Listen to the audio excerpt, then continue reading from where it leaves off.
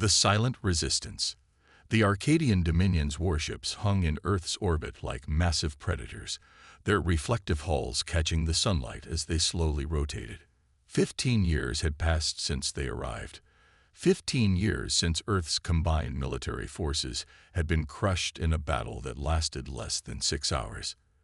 The defeat had been absolute, humiliating, and, according to Ilara Chen, entirely preventable. Ilara stood at the viewport of Maintenance Station Alpha 7, a grimy orbital platform where she'd spent the last decade pretending to be nothing more than a skilled engineer. Her dark eyes reflected the distant silhouettes of the Arcadian vessels as she wiped grease from her hands. Nobody looking at her now would recognize the former fleet commander of Earth's 7th Defense Squadron. "Chen, we need you in Section 12. Another regulator malfunction," crackled her comm unit. The voice belonged to Ravi, one of the few people who knew her true identity. "On my way," she replied, keeping her voice neutral despite the surge of anticipation. A regulator malfunction was their code. The resistance was meeting. As she navigated the labyrinthine corridors of the station, Ilara's mind drifted back to the day of Earth's surrender. The Arcadians had appeared without warning, their technology so far beyond humanity's that resistance seemed futile. Their weapons could disable Earth's most advanced systems without causing physical damage, a mercy, they claimed. The Arcadians didn't want to destroy Earth. They simply wanted its resources and strategic position. Earth's governments had surrendered to prevent unnecessary bloodshed, but not everyone had accepted defeat so readily. Section 12 was officially a storage area for outdated maintenance equipment. In reality, it housed the heart of Earth's silent resistance. As Ilara entered, she nodded to the dozen men and women gathered there. Engineers, former military personnel, and even a few Arcadian sympathizers who had grown disillusioned with their master's treatment of Earth. "Did you confirm it?" she asked without preamble.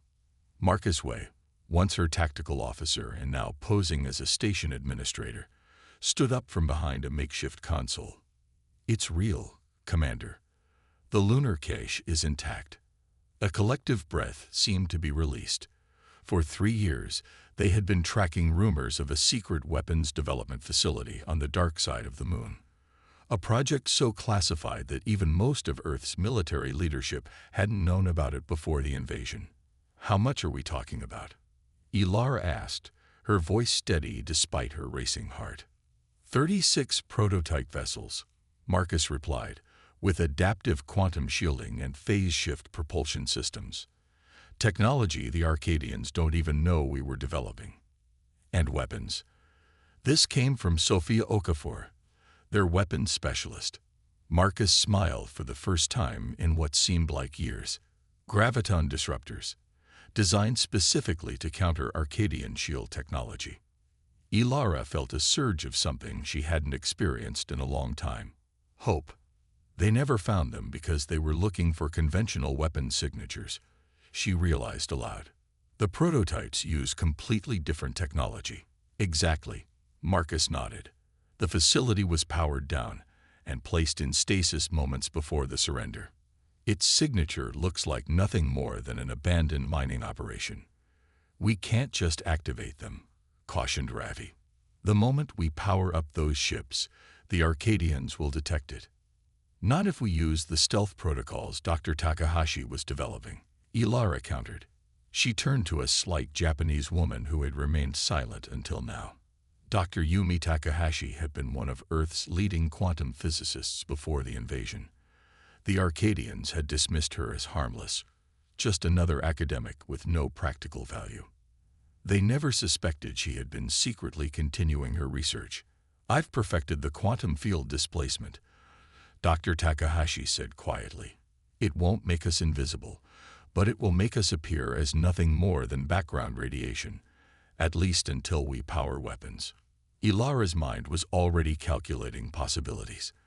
"How many people do we need to crew these ships?" "They were designed for minimal crews," Marcus answered. 5 to 10 per vessel. We could operate with as few as 20 ships effectively. That's still at least 100 trained personnel," Sophia pointed out. "We don't have those numbers." "We do," Ilara said firmly. "They're just scattered. Former military personnel working as laborers, engineers, even servants in Arcadian households." She looked around the room. "Each of you knows at least a dozen people who would join us if given the chance. And we have the neural interface training systems," Dr. Takahashi added. "We can bring crew members up to speed quickly." For the next hour, they hammered out details, security protocols, recruitment strategies, training schedules, the logistics of covertly transporting people to the lunar facility. It would take months of careful preparation. "The Arcadians' command fleet arrives in 3 months," Ilara reminded them. "High Command will be inspecting their Earth garrison. We'll never have a better opportunity. Or more to lose if we fail," Ravi added grimly. Ilara's expression hardened. "We've already lost everything that matters. Our freedom, our dignity, our future." She looked around the room. "I don't know about you, but I'd rather die trying to take it back than live another decade under their boot." One by one, they nodded. The decision was made. The next 3 months passed in a blur of covert activity. The resistance network expanded cautiously, bringing in only the most trusted individuals. Former military personnel were quietly extracted from their civilian roles and transported to the lunar facility in small groups, disguised as maintenance crews or supply transports. Dr. Takahashi worked tirelessly to implement her stealth technology across all the prototype vessels. The ships themselves were marvels of engineering, smaller than Arcadian warships, but potentially more maneuverable, with integrated systems that could adapt to enemy tactics in real time. Training was intense, conducted in virtual environments to avoid detection. Many of the crew had been out of service for years, but muscle memory returned quickly. The neural interfaces helped, allowing them to absorb tactical data and ship operations at an accelerated rate. 2 weeks before the scheduled arrival of the Arcadian command fleet, Ilara stood in the control room of the lunar facility, watching as the last of their vessels completed final diagnostics. Despite the sterile environment, she could smell the familiar scent of electronics and recycled air that had once been her daily existence aboard military vessels. "All ships report ready, Commander," Marcus informed her, reverting to her military title without conscious thought. Ilara nodded. "Begin Phase 1 deployment. Maintain quantum displacement fields at maximum." One by one, the ships powered up, their engines emitting only the faintest signature, indistinguishable from background radiation to all but the most focused scans. They slipped out of the lunar hangar in groups of 3, taking up positions in the shadow of Earth's moon, hidden from the orbital sensors of the Arcadian garrison. 5 days later, they received confirmation. The Arcadian command fleet had entered the solar system. 6 massive warships, including the flagship of High Commander Vexlar, the architect of Earth's defeat 15 years ago. "They're maintaining standard approach vectors," reported Sophia, now serving as tactical officer aboard Ilara's command vessel, the Defiance. "No indication they've detected us." "All ships confirm status," Ilara ordered, her voice calm despite the tension coursing through her body. One by one, the captains of their small fleet reported in. 32 vessels in total, positioned strategically to surround the arrival coordinates of the Arcadian fleet. "This is it," Ilara said, looking around at her bridge crew. Faces she had known for years, some for decades. All of them had lost something to the Arcadians. Family members, careers, dreams. "No matter what happens next, remember that we are fighting for more than victory. We are fighting for our humanity." She took a deep breath and opened the fleet-wide channel. "All ships, this is Commander Chen. Prepare for Phase 2. On my mark, disengage quantum displacement and bring weapons systems online." The Arcadian command fleet decelerated as they approached Earth orbit, their massive engines pulsing with blue-white energy. On the bridge of the flagship Dominance, High Commander Vexlar gazed impassively at the view screen showing Earth below. The planet had proven a valuable acquisition, its resources and strategic position enhancing the Dominion's power. Its people had proven surprisingly adaptable, if occasionally frustrating in their continued cultural resistance. "Status report," he commanded, his four-fingered hand tapping rhythmically on the arm of his command chair. "All systems nominal, High Commander," responded his first officer. "Earth garrison reports no unusual activity. We are cleared for orbital insertion." Vexlar nodded, satisfied. This inspection was largely ceremonial. Earth had been pacified long ago, its military dismantled, its spirit broken, or so he believed. As the Arcadian ships settled into their approach, Ilara Chen watched the tactical display aboard the Defiance, timing their moment perfectly. "All ships," she said, her voice steady. "Execute Phase 2. Now." Across the void of space, 32 Earth vessels simultaneously dropped their quantum displacement fields and powered up weapons systems. Before the Arcadian sensors could even register their presence, the first volley of graviton disruptors fired. The silent resistance was silent no more, turning the tide. The first volley of graviton disruptors struck the Arcadian ships with devastating precision. Unlike conventional weapons that would have been absorbed by their advanced shields, the disruptors passed through them, as if they weren't there, directly affecting the hulls beneath. The result was immediate and catastrophic. Two of the Arcadian vessels spun out of formation, their propulsion systems suddenly malfunctioning. A third listed heavily to port as internal systems failed. The remaining three, including Vexlar's flagship Dominance, remained operational but were clearly damaged. On the bridge of the Dominance, alarms blared as Vexlar struggled to comprehend what was happening.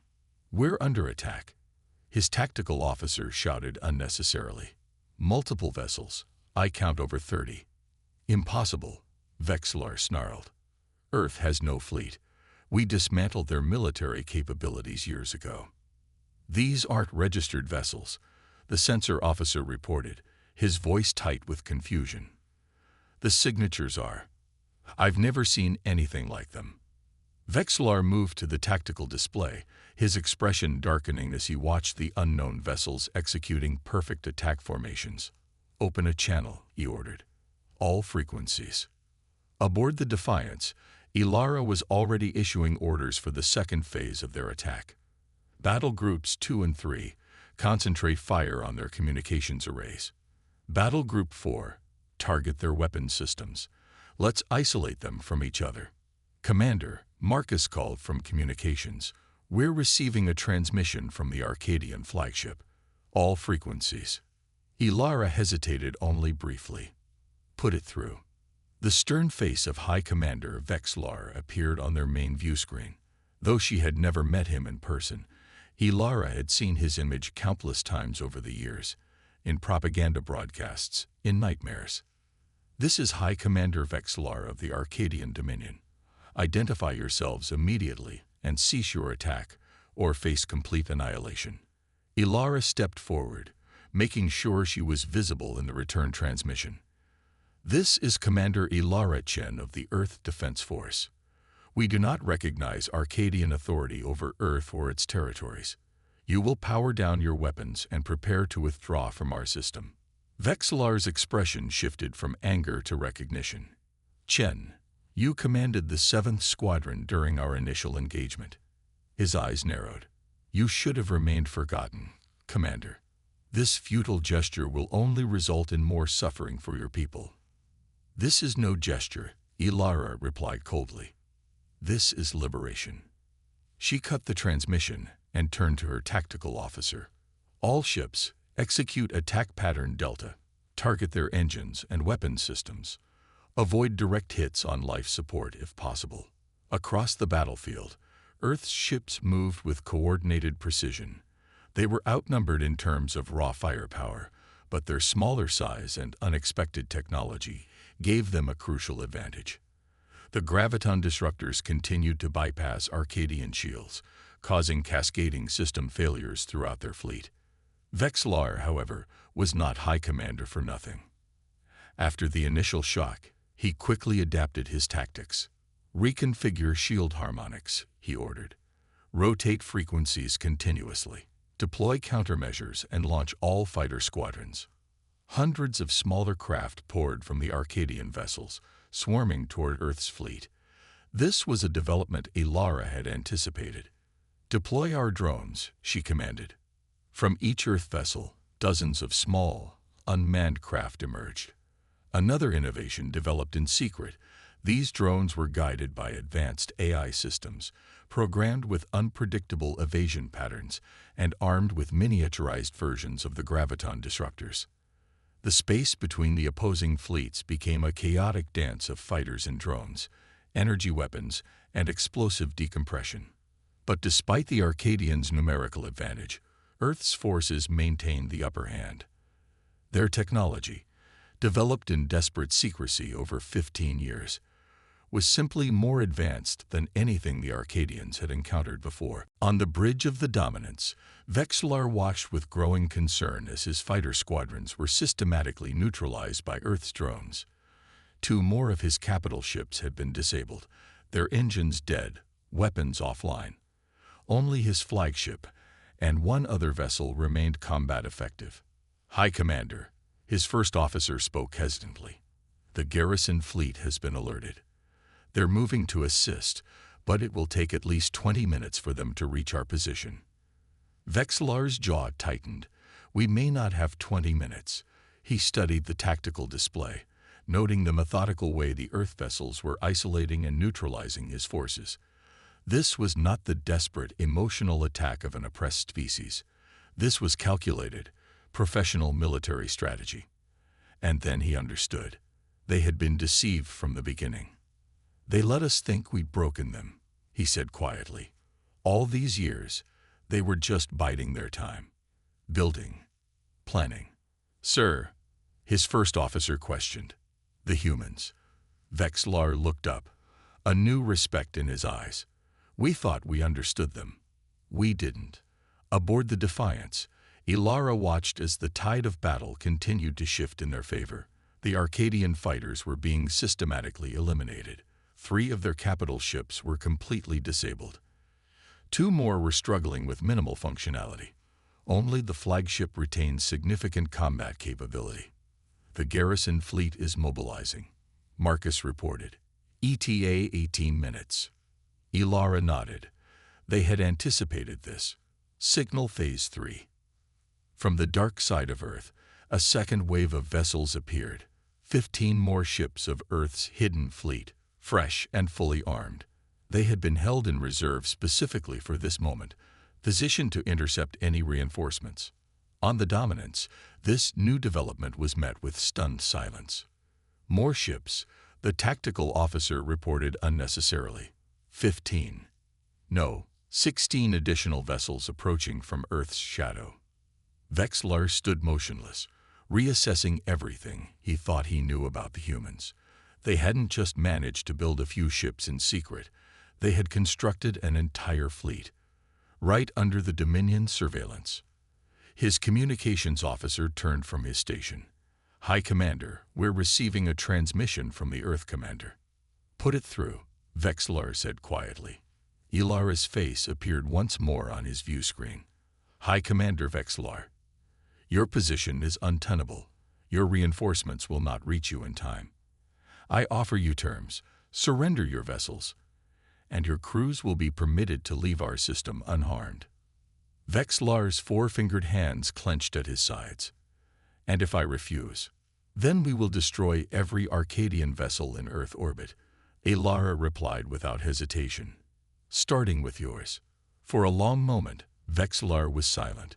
Pride and pragmatism roared within him.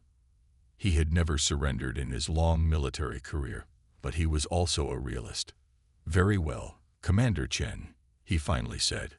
"We will stand down our weapons.